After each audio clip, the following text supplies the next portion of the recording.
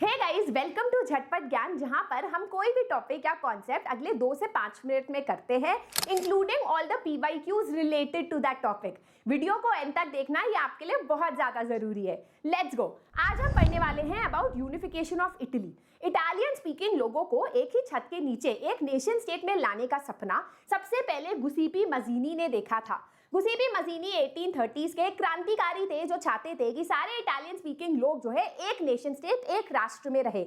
इसके लिए इन्होंने काफी सीक्रेट सोसाइटीज भी बनाई, जैसे young Italy in Marseille and young Europe in Bern. उन्होंने क्रांतिकारी एक्टिविटीज भी की 1831 या 1848 में, लेकिन वो असफल रहे। उनका यह मानना था कि सारे इटालियन स्पीकिंग लोग जब एक राष्ट्र में रहेंगे तभी वो पॉलिटिकली लिबरेट होंगे, तभी वो आजाद रहेंगे। अब क्योंकि वो असफल रहे, इसका अगला जिम्मा जो है एक Italian prince Victor Emmanuel II ने उठाया। उन्होंने डिसाइड किया कि मैं सारे इटालियंस को एक राष्ट्र में लेके आऊंगा। Italy has a long history of political fragmentation. इसका मतलब ये कि हिस्टोरिकली इटालियन स्पीकिंग लोग अलग-अलग राजा के साम्राज्य में बटे हुए थे।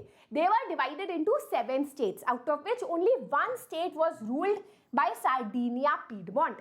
जो नॉर्दर्न पार्ट ऑफ टेरिटरी था जहाँ इटालियन स्पीकिंग लोग रहते थे, that was ruled by the Austrian Habsburg empire. जो सदर्न पार्ट ऑफ इटली था, है ना, जहाँ इटालियन स्पीकिंग लोग काफी रहते थे, that was ruled by the kingdom of 2 Sicilies या द स्पेनिश एम्पायर।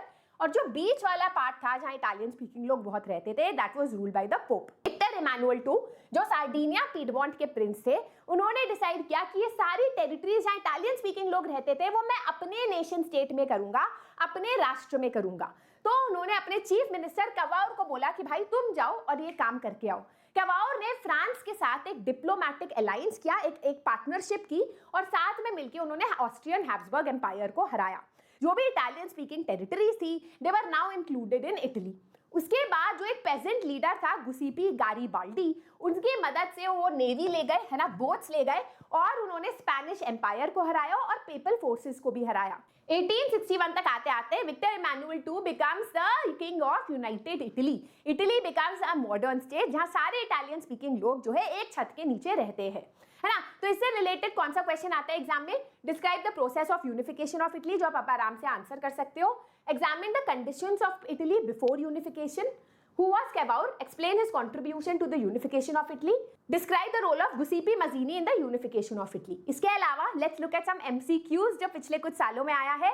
इसका आंसर आपको मुझे कमेंट सेक्शन में बताना है। Who amongst the following brought together a coherent program for an Italian republic during the 1830s? Who amongst the following was proclaimed as the king of United Italy in 1861? And which one of the following Italian state was ruled by an Italian princely house?